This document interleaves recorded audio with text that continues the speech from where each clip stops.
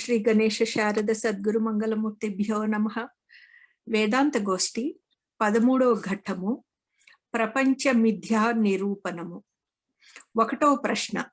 శిష్యుడు గురువుని ఈ విధంగా ప్రశ్నించెను: ఆత్మయందు 3 అవస్థలు ఎలా తోచాయి? శిష్యుని ప్రశ్నకు గురువు ఈ విధంగా సమాధానం చెబుతున్నారు: విను, ముత్యపు చిప్పలో వెండి కానొచ్చింది, అభ్రకము కానొస్తుంది, కాగితం తోస్తుంది. ఈ 3 వస్తువులు ముత్యపు చిప్పను ఉన్నదున్నట్లు తెలియకపోవడంతో గోచరిస్తాయి. శుక్తి అజ్ఞానంతో కల్పితాలై భాసిస్తూ ఉన్నాయి. అవి పరస్పరంగా కానీ లేదా ముత్యపు చిప్పలో కానీ పొత్తు కలిగి లేవు, వ్యతిరేకంగా ఉన్నాయి. ముత్యపు చిప్ప ఆ 3 వస్తువులతోనూ సంబంధించి అన్వయంగా ఉంది. అది ఎట్లంటే, ఆ శుక్తిలో వెండి కానొచ్చేటప్పుడు అభ్రకం గాని కాగితం గాని తోచదు. అభ్రకము అగబడేటప్పుడు కాగితము వెండి కానరావు. కాగితము కానొస్తే వెండికి అభ్రకానికి ప్రతీతి లేదు. ఈ విధంగా ఆ 3 వస్తువులు పరస్పర వ్యతిరేకంగా ఉన్నాయి. ఆ 3 వస్తువులు శుక్తిలో వ్యావహారికంగా గాని పారమార్థికంగా గాని ఎప్పుడూ లేనే లేవు. కాబట్టే ఆ ముత్యపు చిప్పలో సైతము వ్యతిరేకంగా చెప్పబడ్డవి. ఇది వెండి, ఇది అభ్రకము, ఇది కాగితము అని వాటిని ముత్యపు చిప్పలో కల్పించి చెప్పేటప్పుడు కూడా ఆ శుక్తికి సంబంధించిన సామాన్యాంశము అనగా ఇది అని చెప్పే మాట, ఇది అనగా ఇదము అని చెప్పే మాట ఈ 3 వస్తువులతోనూ సంబంధించి కలుసుకునే ఉంది. ఆ వ్యాపకత్వము శుక్తికి సంబంధించినది కాబట్టే ముత్యపు చిప్ప ఆ 3 వస్తువులతోనూ సంబంధించి అన్వయంగా ఉందని చెప్పుట కలిగింది. శుక్తికి ఈ చోట సామాన్యాంశము, విశేషాంశము, కల్పిత విశేషాంశము అని 3 అంశాలు. 1, ఇది అనగా ఇదము అనుట సామాన్యాంశము. ఈ అంశము బహుకాలము నిలిచి ఉంటుంది కాబట్టి సామాన్య అంశము అనబడింది. ఇదము అనే సామాన్య అంశము భ్రాంతి కాలంలో సైతము ఆ కల్పిత వస్తువులతో కూడి ప్రతీతమవుతుంది. భ్రాంతి లేని కాలంలో ఇది ముత్యపు చిప్ప అంటూ సత్య వస్తువుతో కూడి ప్రతీతమవుతుంది. 2, నీల పృష్ఠము త్రికోణాకృతి ముత్యపు చిప్పకు విశేషాంశము. పరిమిత స్వల్పకాలంలో ప్రతీతమవుతుంది కాబట్టి దీనిని విశేషాంశము అంటారు. భ్రాంతి సమయంలో నీల పృష్ఠము త్రికోణాకృతి కానరాదు. అది కానొస్తే భ్రాంతి నిలవదు కాబట్టి దానిని విశేషాంశము అంటారు. దీనిని అధిష్టానము అనట కూడా కద్దు. 3, వెండి, అభ్రకము, కాగితము. ఈ 3టిని కల్పిత విశేషాంశాలు అంటారు. అధిష్టాన జ్ఞానకాలంలో ఇవి తోచవు కాబట్టే కల్పిత విశేషాంశాలు అనుట అజ్ఞాన కాలంలో తోచి జ్ఞానకాలంలో తోచవు కాబట్టి ఈ 3ను శుక్తి యందు వ్యభిచరించాయి. వీటిని భ్రాంతులు అని కూడా అంటారు. అధిష్టానమైన ఆత్మలో జాగ్రత్త, స్వప్న, సుషుప్తులు 3ను భ్రాంతి మాత్రాలు. ఆత్మ అజ్ఞానంతో అవి కలిశాయి, తోచాయి. అవి పరస్పరము వ్యతిరేకించి ఉన్నాయి. అధిష్టానమైన ఆత్మయందు కూడా వ్యతిరేకమయ్యే ఉన్నాయి. ఆత్మ మాత్రము ఈ 3లో అన్వయమై ఉంది. వ్యతిరేకము అనగా అభావము, వ్యావృత్తి, ఖండ సంబంధము. అన్వయము అనగా భావము, అనువృత్తి, అఖండ సంబంధము. ఇవి పర్యాయ పదాలు. ఈ విషయాన్ని మరింత వివరిస్తాను. దత్తచిత్తుడవై విను. జాగ్రత్త ఉన్నప్పుడు స్వప్నం లేదు, జాగ్రత్త ఉన్నప్పుడు స్వప్నం లేదు, సుషుప్తి లేదు. స్వప్నం ఉన్నప్పుడు జాగ్రత్త లేదు, సుషుప్తి లేదు. సుషుప్తి ఉన్నప్పుడు స్వప్నము కానీ జాగ్రత్త కానీ లేదు. ఈ విధంగా 3 అవస్థలు పరస్పర వ్యతిరేకమై ఉన్నాయి. అధిష్టానమైన ఆత్మలో ఈ 3 అవస్థలకు పారమార్థికమైన అత్యంత అభావమే సిద్ధిస్తుంది. ఆత్మయందు అవి నిత్య వృత్తిని చెందే ఉన్నాయి. ఆత్మయందు అవి నిత్య నివృత్తి చెందే ఉన్నాయి కాబట్టి 3 అవస్థలకు అధిష్టానంలో వ్యతిరేకం చెప్పబడుతుంది. అధిష్టానమైన ఆత్మ ఈ 3 అవస్థల్లో అనుస్యూతమై ఉంది, వాటిని వెల్లడి చేస్తుంది. ఆత్మ 3 అవస్థల్లోనూ అన్వయ రూపమై ఉంది. అవిద్యా ఉపాధి సహాయంతో ఆత్మయందు సామాన్య, విశేష, కల్పిత విశేషాలు అనే 3 అంశాలు కల్పింపబడ్డాయి. సద్రూపము సామాన్య అంశము, అనగా సత్తు ఉనికి, జాగ్రత్త ఉంది, స్వప్నం ఉంది, సుషుప్తి ఉంది. ఈ విధంగా ఉంది అనే సత్ అంశము భ్రాంతి కాలంలో సైతము తొలగకనే ఉంది. భ్రాంతి నివృత్తించిన కాలంలో సైతము నేను సద్రూపుడనై ఉన్నాను, చిద్రూపుడనై ఉన్నాను, ఆనంద రూపుడనై ఉన్నాను అంటూ ఈ విధంగా ఆత్మసత్తా అనగా ఉనికి ప్రకాశిస్తూనే ఉంది. దీన్నే సామాన్య అంశము అంటారు. దీనినే ఆధారమని కూడా అంటారు. ఆత్మకు విశేషణాలైన చేతన, ఆనంద, అసంగ, అద్వితీయత్వాదులు విశేషాంశాలుగా చెప్పబడతాయి. ఇవి భ్రాంతి కాలంలో గోచరింపవు. ఇవి గోచరిస్తే భ్రాంతి నిలవదు. కావున వీటిని విశేషాంశంగా చెబుతారు. దీనినే అధిష్టానము అని కూడా అంటారు. అవస్థాత్రయ రూపమై ఉండే ఈ ప్రపంచము కల్పిత విశేషాంశము. బ్రహ్మ అభిన్నమైన ఆత్మ అజ్ఞాన కాలంలో ఇది ప్రతీతమవుతుంది. నేను బ్రహ్మమును అనే ఆత్మజ్ఞానము కలిగిన కాలంలో ఆత్మ కంటే భిన్నంగా మరొక సత్తా గోచరించదు. కాబట్టి అవస్థాత్రయ సహితమైన ఈ ప్రపంచము కల్పిత విశేషాంశము అని భ్రాంతి అని చెప్పబడుతుంది. ఈ విధంగా విచారిస్తే 3 అవస్థలు ఆత్మయందు మిథ్యా ప్రతీతులు మాత్రము. హరి ఓం. ఓం శ్రీ గురుభ్యో నమః. వేదాంత గోష్ఠి 13వ ఘట్టము, ప్రపంచ మిథ్యా నిరూపణము. 2వ ప్రశ్న. శిష్యుడు గురువుని ఈ విధంగా ప్రశ్నిస్తున్నాడు. ఆత్మలో మిథ్యా ప్రపంచ ప్రతీతి అయింది అన్నారు. అలాంటి మిథ్యా ప్రతీతికి దృష్టాంతాలుగా మరికొన్ని చెప్పండి. గురువు ఈ విధంగా సమాధానం చెప్తున్నారు. 1 స్థానములో పురుష ప్రతీతి, 2 సాక్షియందు స్వప్న ప్రతీతి, 3 ఎండమావులలో జల ప్రతీతి, 4 ఆకాశంలో నీలవర్ణ ప్రతీతి, 5 నీటి యందు మనిషి కానీ చెట్టు కానీ తలక్రిందులుగా కనపడటం, 6 అద్దంలో మరొక వస్తువు అనగా పట్టణాధికాలు కానరావటం. ఇలాంటి దృష్టాంతాలన్నీ మిథ్యా ప్రతీతులు. తన అజ్ఞానంతోనే ఆత్మయందు ప్రపంచ ప్రతీతి ఏర్పడింది. ఇది మిథ్యా సూత్రం. ఈ విధంగా విచారించి ప్రపంచము మిథ్యని నిశ్చయించుకొనుటే బాధ అంటారు. బాధ అనగా మిథ్యాత్వ నిశ్చయం అన్నమాట. ఈ బాధ శాస్త్రీయమని, యౌక్తికము అనగా యుక్తి ద్వారా సిద్ధించింది అని, అపరోక్షమని 3 విధాలు. హరి ఓం. ఓం శ్రీ గురుభ్యో నమః. వేదాంత గోష్ఠి 13వ ఘట్టము, ప్రపంచ మిథ్యా నిరూపణము. 3వ ప్రశ్న. శిష్యుడు గురువుని విధంగా ప్రశ్నిస్తున్నాడు. ప్రపంచ భ్రాంతులు ఎన్ని విధాలు?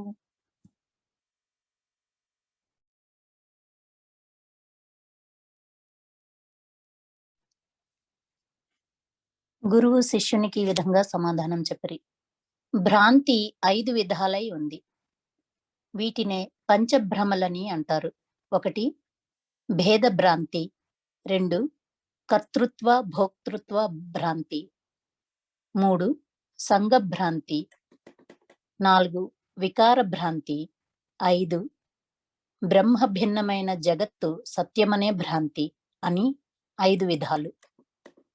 1 భేద భ్రాంతి. 1 జీవేశ్వర భేదము, 2 జీవుల 1 భేద భ్రాంతి.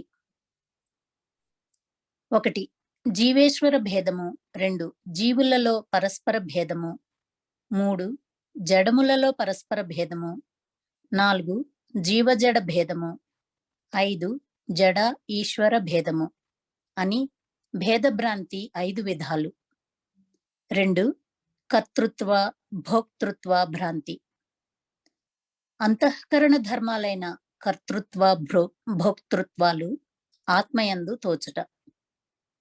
3 సంగభ్రాంతి. దేహాదికాలయందు అహంకారము, గృహాదికాలయందు మమకారము, వీటి సంబంధము ఆత్మయందు తోచుట. లేదా సజాతీయ విజాతీయ స్వగత వస్తువులతోడి సంబంధము ఆత్మయందు ప్రతీతమగుట.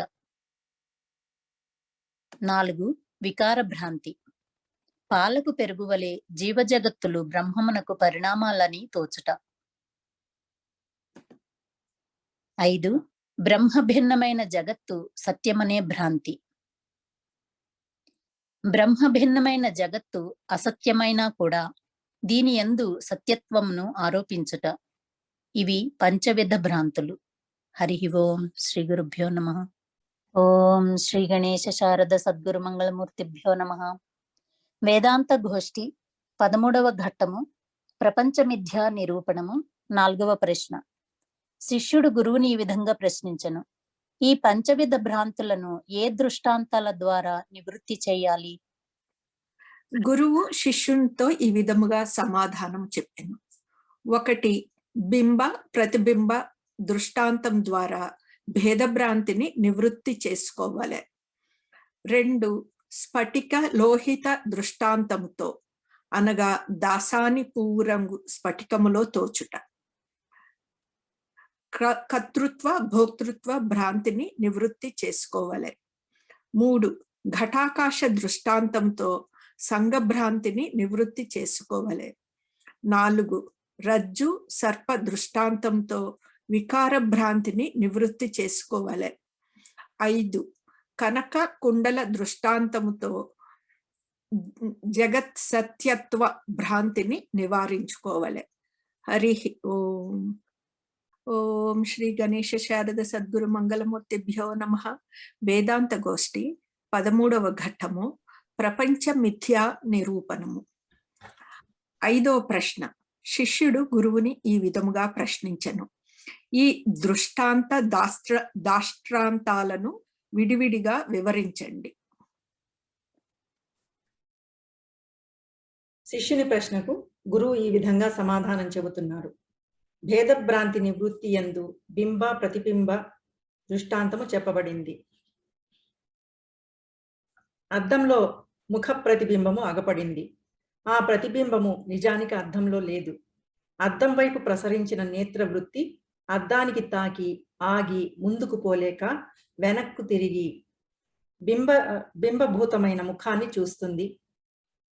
ప్రతిబింబము బింబమైన ముఖము కంటే భిన్నం కాదు, అభిన్నమే.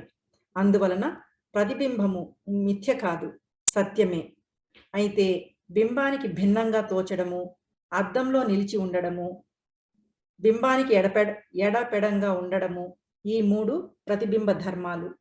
ఇవి ప్రతీతి మాత్రలే కాబట్టి భ్రాంతి రూపాలు. ఈ ధర్మాలను మిథ్య అని నిశ్చయించుటే వాటిని బాధించుట. ఆ విధంగా ఆ ధర్మాలు బాధింపబడినప్పుడు ప్రతిబింబాలు ఎప్పుడూ అభేదమే అను నిశ్చయం కలుగుతుంది. ఇక దాష్ట్రాంతము. శుద్ధ బ్రహ్మము బింబ రూపము, అజ్ఞానము అను అద్దంలో దాని ప్రతిబింబము జీవరూపంతో భాషించింది. స్వప్నముల వలె ఒక జీవుడు ముఖ్యము, తక్కిన స్థావర జంగమ రూప నానా జీవభేదాలు జీవ ఆభాసాలు మాత్రము. ఆ జీవరూపమైన ప్రతిబింబము ఈశ్వర రూపమైన బింబంతో సదా అభిన్నమయ్యే ఉంది. అయితే మాయాబలంతో తోచే జీవధర్మాలు బింబరూపమైన ఈశ్వరుని కంటే భిన్నంగా తోచుట, జీవత్వ నానాత్వ అల్పజ్ఞత్వ పరిచ్ఛిన్నత్వాదులు, వాటి ప్రతీతి రూపజ్ఞానము, ఈ జీవధర్మాలన్నీ మొత్తము భ్రాంతి మాత్రము. అవి మిథ్యలంటూ నిశ్చయించి వాటిని బాధిస్తే జీవరూప ప్రతిబింబము ఈశ్వర రూప బింబము రెండూ సదా అభేదము అనే నిర్ధారణ కలుగుతుంది. ఈ విధంగా బింబ ప్రతిబింబ దృష్టాంతము ద్వారా భేదభ్రాంతిని నివృత్తి చేయవలెను. 2 స్ఫటిక లోహిత దృష్టాంతం ద్వారా కర్తృత్వ భోక్తృత్వ భ్రాంతిని నివారించుకోవలెను. తేటైన తెల్లని స్ఫటికమణి సమీపంలో ఎర్రని దాసాని పువ్వును పెడితే దాని సామీప్య సంపర్కంతో స్ఫటికము ఎర్రగా భాసిస్తుంది. కానీ ఆ ఎరుపు పుష్పధర్మం మాత్రము. పుష్పాన్ని స్ఫటికాన్ని వేరువేరు చేస్తే స్ఫటికంలో ఆ ఎరుపు లేదు. అది స్ఫటిక ధర్మం కాదు, భ్రాంతి వల్ల స్ఫటికంలో అగపడింది. అట్లే తాదాత్మ్య సంబంధాన్ని బట్టి అంతఃకరణ ధర్మాలైన కర్తృత్వ భోక్తృత్వాలు ఆత్మయందు తోస్తాయి, కానీ అవి అంతఃకరణ ధర్మాలు మాత్రము. సుషుప్తి యందు ఆత్మకు అంతఃకరణంతో ఎడబాటు కలిగేసరికి ఆ కర్తృత్వాది ధర్మాలు ఆత్మలో కానవచ్చుటలేవు. కావున అవి ఆత్మధర్మాలు కావు, కేవలము భ్రాంతి వల్ల ఆత్మలో తోస్తున్నాయి.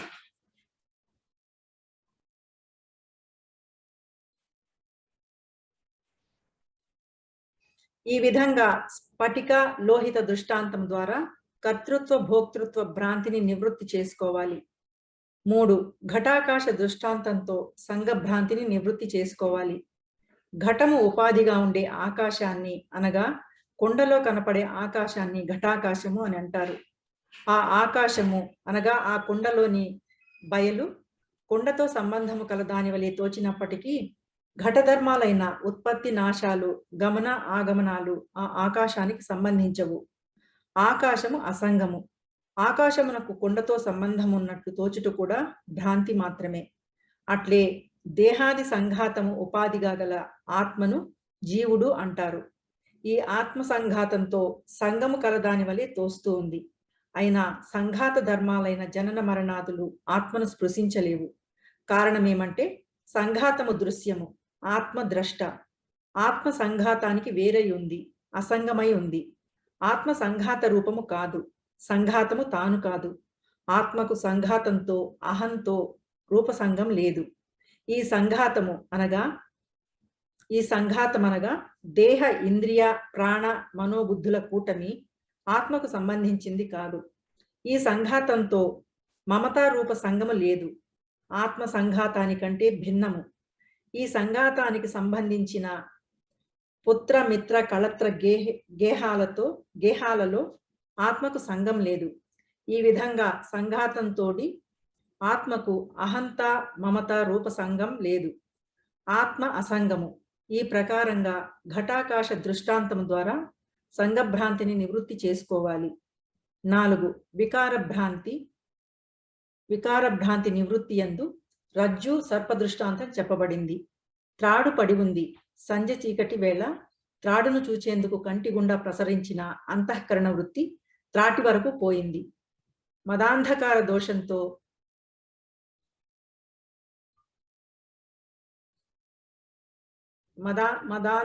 దోషంతో ఆ అంతఃకరణ వృత్తి త్రాడుని గ్రహించలేకపోయింది. ఆ వృత్తి ద్వారా రజ్జువు ఆవరణ భంగం జరగలేదు. ఆ సమయంలో రజ్జు క్షోభ చెంది సర్పరూప వికారాన్ని ధరించింది. ఆ సర్పము అవిద్య పరిణామము. రజ్జు ఉపహిత చైతన్యానికి వివర్తమే కాని పరిణామం కాదు. ఆత్మకు అహంత మమత అనురూప సంఘం లేదు. కాబట్టి ఆత్మ అసంగము. ఈ ప్రకారంగానే బ్రహ్మ చైతన్యాన్ని ఆశ్రయించి ఉండే మూలా విద్య ప్రారబ్ధాదుల నిమిత్తంతో క్షోభను పొంది జడ చైతన్యము అనగా చిదాభాస ప్రపంచ రూప వికారాన్ని ధరించింది. ఈ ప్రపంచము అవిద్య పరిణామము. అధిష్టాన బ్రహ్మ చైతన్యమునకు వివర్తము. పరిణామము అనగా వికారము కాదు. ఈ విధంగా రజ్జు సర్ప దృష్టాంతంతో వికార భ్రాంతిని నివృత్తి చేసుకోవలెను. తులా విద్య అనగా ఘటాది విషయ ఉపహిత చైతన్యాన్ని ఆశ్రయించి దాన్ని ఆవరించిన అవిద్య. మూలా విద్య శుద్ధ బ్రహ్మ రూపముగు ఆత్మను ఆశ్రయించి దానికి ఆవరణం కలిగించే అవిద్య. శోభ కార్యవ్యాపారమునందు తత్పరమగుట. పరిణామము అనగా పూర్వరూపాన్ని వదిలి వేరొక రూపాన్ని ధరించుట లేదా ఉపాదానమునకు సమాన సత్తా కల అన్యథా స్వరూపము. అథవా అనగా ఉపాదానము యొక్క అన్య విధాకారము. ఎట్లనగా పాల పరిణామము పెరుగు, పాలవలే పెరుగు కూడా సమాన అనగా వ్యవహార సత్తా కలదియే అయి ఉంది. కానీ పెరుగు ఆకారము గుణము పాలకు లేవు. అది పాలకు పరిణామ రూపము, వికార రూపము. అధిష్టానము అనగా తాను స్వయంగా నిర్వికార రూపంలో ఉండి అవిద్యాకృత కల్పిత కార్యానికి ఆశ్రయమై ఉండునది. ఈ అధిష్టానము వ్యావహారిక, పారమార్థికమని రెండు విధాలు. కల్పిత సర్పానికి రజ్జువు వ్యావహారిక అధిష్టానము. ఇది పరిణామ ఉపాదానము కంటే విలక్షణము. దీనిని వివర్త ఉపాదానమని కూడా అంటారు. వివర్తము అనగా అధిష్టానం కంటే విషమ సత్తా కలిగిన అన్యము భిన్నము అయిన అన్యథా స్వరూపము. త్రాటికి వివర్తము సర్పము. దానిని కల్పిత కార్యమని లేదా కల్పిత విశేషాంశమని కూడా అంటారు. 5. జగత్ సత్యత్వ భ్రాంతియందు కనక కుండల దృష్టాంతం చెప్పబడింది. బంగారుకు ఆభరణాలకు ఉండే భేదము కార్యకారణములను అనుసరించి తోస్తుంది. అది కల్పితము. బంగారం కంటే ఆభరణాలకు భిన్న స్వరూపం లేదు. వాస్తవానికి బంగారుకు ఆభరణాలకు అభేదమే ఉంది. బంగారుకు భిన్నంగా ఆభరణాలకు సత్తానే లేదు. అట్లే బ్రహ్మానికి జగత్తుకు కల భేదము కార్యకారణాలను ఆశ్రయించి తోస్తుంది. కానీ ఇది కల్పిత మాత్రము. విచారించి చూస్తే అస్థి భాతి ప్రియాలకు భిన్నమైన నామరూప జగత్తుకు ఉనికి లేదు. మిథ్య అనియే తేలుతుంది. ఏ వస్తువునందు కల్పితమై ఉందో ఆ కల్పిత వస్తువు తన కల్పనకు ఆధారమై ఉండే వస్తువు కంటే భిన్నంగా ఉండే వీలు లేదు. జగత్తు బ్రహ్మముతో వస్తుతః అభేదమై ఉంది. జగత్తుకు బ్రహ్మము కంటే భిన్నమైన సత్తా లేదు.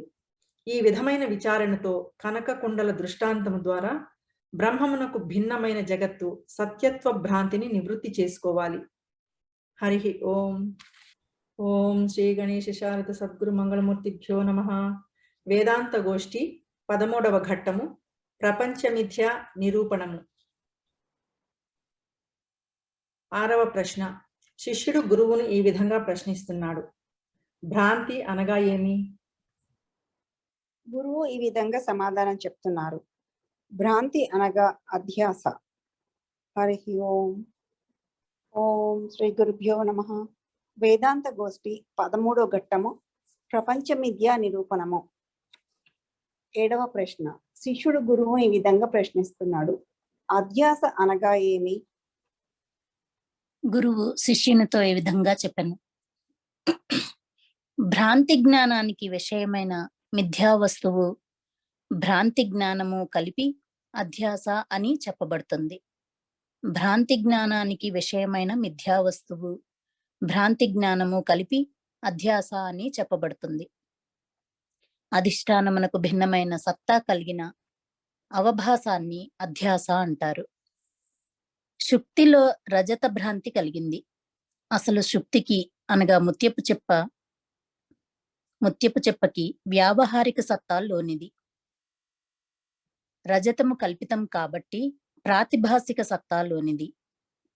అందువలన శుక్తి యందు తోచే రజత జ్ఞానము, రజతము రెండూ కూడా సిద్ధాంతంలో అవభాస అని చెప్పబడతాయి.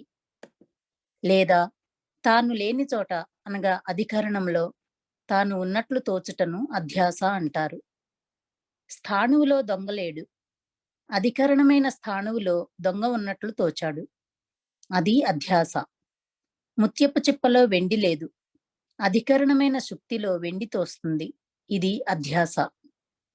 పాము త్రాటిలో లేదు.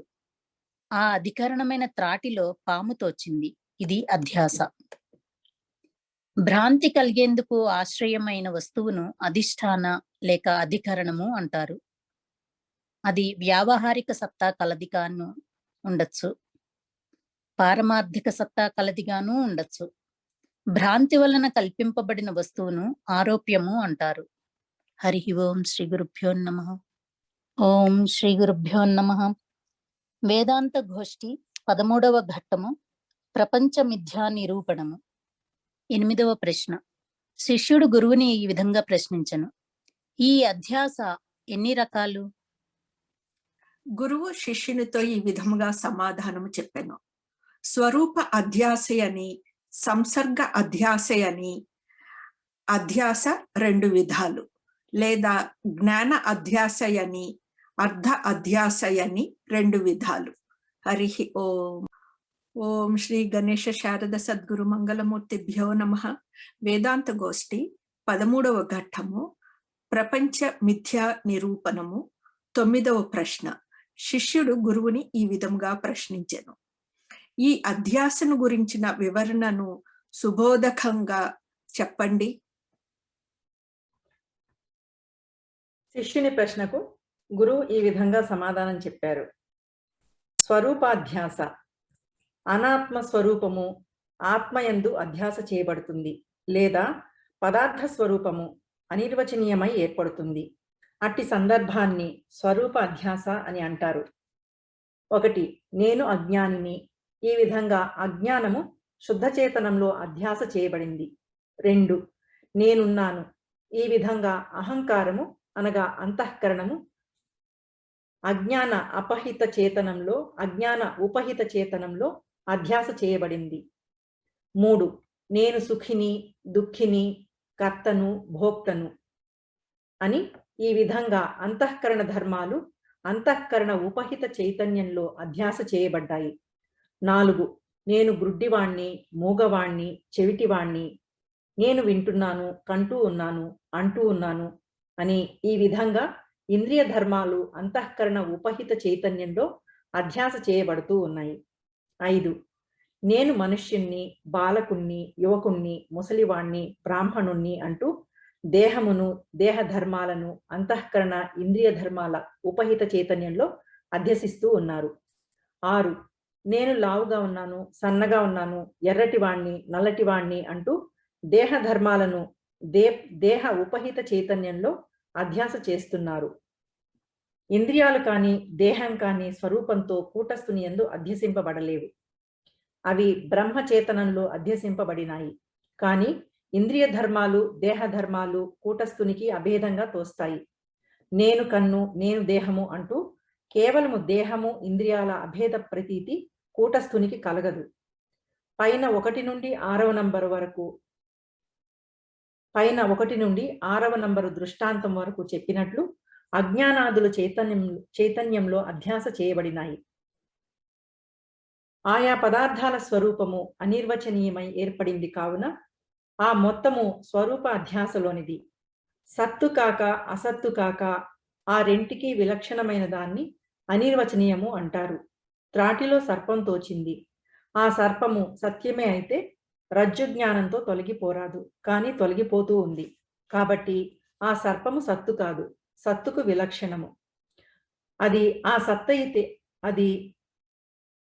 అసత్తైతే వంధ్యాపుత్రుని వల్లే ప్రతీతి కారాదు. ప్రతీతి అవుతూ ఉంది కాబట్టి అసత్తు కాదు, అసత్తుకు విలక్షణము. ఈ విధంగా సత్తుకు అసత్తుకు విలక్షణమైన దాన్ని అనిర్వచనీయము అంటారు. ఇంతవరకు చెప్పిన ఈ స్వరూపాధ్యాసలో కేవల ధర్మాధ్యాస, ధర్మసహిత ధర్మి యొక్క అధ్యాస, అన్యతర అధ్యాస ఈ 3 అంతర్భూతమై ఉన్నాయి. వెనక చెప్పి ఉన్న పంచవిధ భ్రాంతులలో ఒక్క సంఘ భ్రాంతి తప్ప తక్కిన 4 భ్రాంతులు అనగా భేద భ్రాంతి, కర్తృత్వ భోక్తృత్వ భ్రాంతి, వికార భ్రాంతి, జగత్ సత్యత్వ భ్రాంతి అనే ఈ 4 భ్రాంతులు ఈ స్వరూప అధ్యాసలోనికి వచ్చేశాయి. సంఘభ్రాంతి ఇక చెప్పబోయే సంసర్గ అధ్యాసలోనికి వస్తుంది. పదార్థము మొదట్లో సిద్ధమై ఉండాలి. అది వ్యావహారిక పదార్థం గాని పారమార్థిక పదార్థం గాని కాక దానితో అనిర్వచనీయ సంబంధము ఏర్పడితే సంసర్గ అధ్యాస అంటారు. ఆత్మస్వరూపం సత్యము, అది అధ్యస్థం కాదు. దాని సంసర్గము అనాత్మయందు అధ్యస్థమవుతుంది. దాన్నే సంసర్గ అధ్యాస అంటారు. 1. ముఖానికి అద్దంతో ఎట్టి సంబంధము లేదు. 2 పదార్థాలు అనగా ముఖము, అద్దము వ్యావహారికాలే. అద్దంలో ముఖానికి సంబంధం ఉన్నట్లు తోస్తుంది. అక్కడ అనిర్వచనీయ సంబంధము ఏర్పడింది.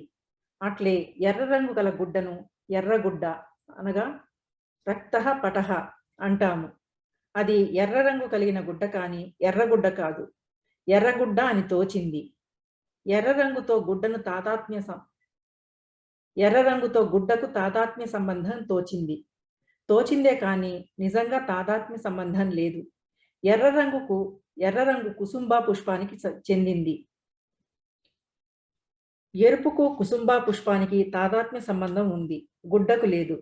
ఎర్ర రంగు కలిగిన కుసుంబా పుష్పం కాని గుడ్డ కాని రెండు వ్యావహారికాలే. వాటికి తాదాత్మ్య సంబంధము అనిర్వచనీయమై ఏర్పడింది. 2. ఎర్ర స్ఫటికము అంటాము. స్ఫటికము తెల్లనిది. ఎరుపుతో తాదాత్మ్య సంబంధము స్ఫటికంలో తోచింది. ఎరుపు యొక్క తాదాత్మ్య సంబంధము పైన చెప్పినట్లు పుష్పానిది కాని స్ఫటికానిది కాదు. అయినా అనిర్వచనీయ తాదాత్మ్య సంబంధము ప్రతీతమైంది. ఈ విధంగా అనేక స్థలాలలో సంబంధి వస్తువు వ్యావహారికంగా ఉంటుంది. దాని సంబంధ జ్ఞానము అనిర్వచనీయమై ఉద్భవిస్తుంది. దీన్నే సంసర్గ అధ్యాస అని, సంబంధ అధ్యాస అని అంటారు. ఆ విధంగానే చైతన్యానికి అహంకారంలో అధ్యాస లేదు. ఆ చేతనము పారమార్థికమైంది, కానీ చైతన్య సంబంధ అహంకారంలో అధ్యాస పొందింది. ఆత్మత్వము చేతనంలో ఉంది, కానీ అహంకారంలో ప్రతీతమవుతూ ఉంది. ఆత్మ తాదాత్మ్యము చేతనానికి సంబంధించిందైనా కూడా అహంకారంలో ప్రతీతమైంది. అహంకారంలో తోచే ఆత్మ చేతన తాదాత్మ్య సంబంధము అనిర్వచనీయమైన సంబంధము. చేతనము కల్పితము కాదు, కానీ చేతనానికి అహంకారానికి ఉండే సంబంధము కల్పితమైంది.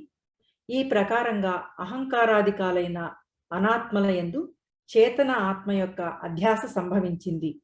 ఆత్మకు అనాత్మతో ఏర్పడిన ఈ తాదాత్మ్య సంబంధము అధ్యస్థమైంది, అనగా కల్పితమైంది. ఇది ఆత్మకు స్వరూపం కాదు. ఇది ఆత్మకు అనాత్మయందు ఏర్పడిన కేవల సంబంధ అధ్యాస. దీనినే సంసర్గ అధ్యాస అని అంటారు. జ్ఞానాధ్యాస, అర్ధాధ్యాస. జ్ఞాన ప్లస్ అధ్యాస జ్ఞానాధ్యాస. అనిర్వచనీయ వస్తువు ప్రతీతిని లేదా భ్రాంతి జ్ఞానాన్ని జ్ఞాన అధ్యాస అంటారు. రజ్జువులో సర్ప ప్రతీతి, స్థాణువులో చోర ప్రతీతి, శుక్తిలో రజత ప్రతీతి, ఈ మొదలగునవి జ్ఞాన అధ్యాసకు దృష్టాంతాలు. అర్ధ ప్లస్ అధ్యాస అర్ధాధ్యాస. అర్థ అనగా విషయము, పదార్థము. జ్ఞానము యొక్క అనిర్వచనీయ విషయాన్ని లేదా మిథ్యా వస్తువును అర్ధ అధ్యాస అంటారు. పైన చెప్పిన సర్పము, చోరుడు, రజతము మొదలైనవి అర్థములు, అనగా విషయ పదార్థాలు. అర్ధ అధ్యాస 6 విధాలు. 1. కేవల సంబంధ అధ్యాస, అనగా సంసర్గ అధ్యాస. 2. సంబంధ సహిత సంబంధి అధ్యాస. 3. కేవల ధర్మ అధ్యాస. 4. ధర్మ సహిత ధర్మి అధ్యాస. 5. అన్యోన్య అధ్యాస. 6. అన్యతర అధ్యాస అని వాటి పేర్లు. భ్రమజ్ఞానము ఉదయించే అన్ని సందర్భాలలోనూ అనిర్వచనీయ పదార్థము ఉద్భూతమవుతుంది. కొన్ని చోట్ల సంబంధి వస్తువు ఉత్పత్తి కలిగి దాని అధ్యాస ఏర్పడుతుంది. శుక్తియందు రజతము, త్రాడుయందు పాము వగైరా. శుక్తియందు రజత అధ్యాసను అర్ధాధ్యాస అంటారు. ఆ రజత ప్రతీతిని జ్ఞాన అధ్యాస అంటారు. 1. కేవల సంబంధ అధ్యాస, అనగా అనాత్మయందు ఆత్మకు కేవల సంబంధ అధ్యాసే ఏర్పడుతుంది. ఎట్లనగా అనాత్మలైన అహంకారాది కాలలో ఆత్మకు అధ్యాస కలిగింది. కొన్ని చోట్ల ధర్మము సంబంధానికి అధ్యాస సంభవిస్తుంది. 2. సంబంధ సహిత సంబంధి అధ్యాస. నేను అజ్ఞానిని అంటూ శుద్ధ చేతనమందు అనాత్మ అయిన అజ్ఞాన సంబంధము, దాని స్వరూపము రెండూ అధ్యస్థమై ఉన్నాయి. 3. కేవల ధర్మ అధ్యాస. జ్ఞాన స్వరూపము ఆత్మ, అంతఃకరణము కాదు. జ్ఞాన సంబంధము అంతఃకరణంలో ఉన్నట్లు తోస్తుంది. ఆత్మ సంబంధానికి అంతఃకరణంలో అధ్యాస ఏర్పడింది. ఘటః స్ఫురతి, పటః స్ఫురతి. ఘటము స్ఫురిస్తుంది, పటము స్ఫురిస్తుంది అనే మాటలలో ఆత్మకు చెందిన స్ఫురణత్వము అన్ని పదార్థాలకు సంబంధించి ప్రతీతమైపోతూ ఉంది. ఈ విధంగా ఆత్మ సంబంధమునకు అన్ని పదార్థాలతో అధ్యాస ఏర్పడింది. అట్లే గ్రుడ్డితనము, చెవిటితనము, మూగతనము మొదలైన ఇంద్రియ ధర్మాలు ఆత్మయందు ప్రతీతమవుతాయి. కాబట్టి నేను గుడ్డివాడను, మూగవాడిని అంటున్నాడు. నేను కన్ను అని ఎవడు అనడు, నేను గుడ్డివాణ్ణి అని అంటాడు. ఇక్కడ ధర్మి అధ్యాస లేదు, ధర్మ అధ్యాసే కలిగింది. కంటి ధర్మమైన గ్రుడ్డితనము ఆత్మ యందు అధ్యాస చేయబడింది. ఇది కేవల ధర్మ అధ్యాసకు దృష్టాంతము. 4. ధర్మ సహిత ధర్మి అధ్యాస. కర్తృత్వ భోక్తృత్వాదులను ధర్మము అంటారు. అవి అంతఃకరణ ధర్మాలు. అంతఃకరణాన్ని ధర్మి అంటారు. నేను యజ్ఞదాన తపస్సులను చేస్తూ ఉన్నాను, వీటి ద్వారా స్వర్గానికి వెళ్ళి అక్కడ భోగాలను అనుభవిస్తాను అని తలుస్తాడు. వెళ్ళుట, భోగాలను అనుభవించుట, ఈ ధర్మాలు అంతఃకరణానివి. ఈ చోట అంతఃకరణము దాని ధర్మాలు చేతనమైన ఆత్మయందు అనగా నేను యందు అధ్యాస చేయబడ్డాయి. 5. అన్యోన్య అధ్యాస. ఇనుముకు అగ్నికి వలె ఆత్మయందు అనాత్మకు, అనాత్మయందు ఆత్మకు కలిగే అధ్యాసే ఇది. 6. అన్యతర అధ్యాస. రెంటిలో ఏ ఒక్కదానికో కలిగే అధ్యాస ఇది. ఆత్మయందు అనాత్మకో, అనాత్మయందు ఆత్మకో కలిగే అధ్యాస ఇది. అనాత్మయందు ఆత్మస్వరూప అధ్యాస కలగదు, కానీ ఆత్మయందు అనాత్మ స్వరూపం అధ్యాస చేయబడుతుంది. అహంకారాదికాలైన అనాత్మలకు ఆత్మకు ఏర్పడే అధ్యాసను తెలియుటకు 5వది యగు అన్యోన్య అధ్యాస విశేషంగా ఉపయోగిస్తుంది. ఈ అధ్యాస సంసర్గ అధ్యాస, స్వరూప అధ్యాసలలో రెంటిలో చేరి ఉంది. హరి ఓం. శ్రీ గురుభ్యో నమః. హరి ఓం.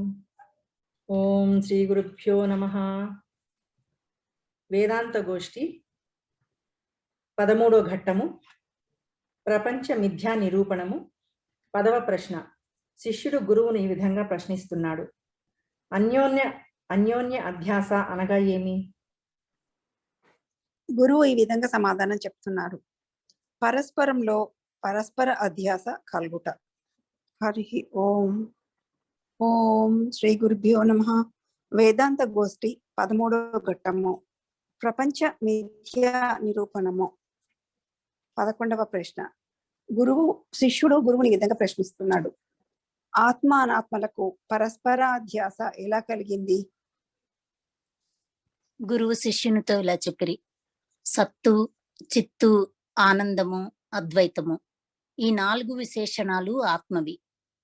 అసత్తు, జడము, దుఃఖము, ద్వైతము, ఈ 4 విశేషణాలు అనాత్మవి.